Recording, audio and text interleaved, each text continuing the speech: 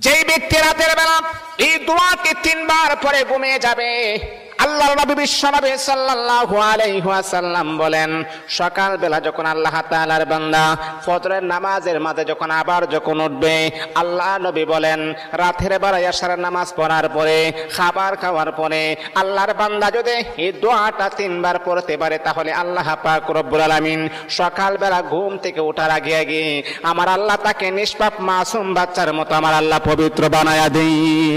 দোয়াটা সবাই আমরা জানি, আমরা সবাই কিন্তু দোয়াটা জানি, কিন্তু আমরা আমল করি না। দোয়াটা হলো আস্তাগফিরুল্লাহাল্লাযী লা ইলাহা ইল্লা হুয়াল হাইয়ুল কাইয়্যুম ওয়া আতুবু ইলাইহি লা হাওলা ওয়ালা কুওয়াতা ইল্লা বিল্লাহিল আলিয়্যিল আযীম। 3 বার যদি আপনি পড়তে পারি, ইনশাআল্লাহ আল্লাহ পাক রব্বুল আলামিন আমার আপনার জীবনের সমস্ত গুনাহগুলোকে আমার আল্লাহ ক্ষমা করে দিবে।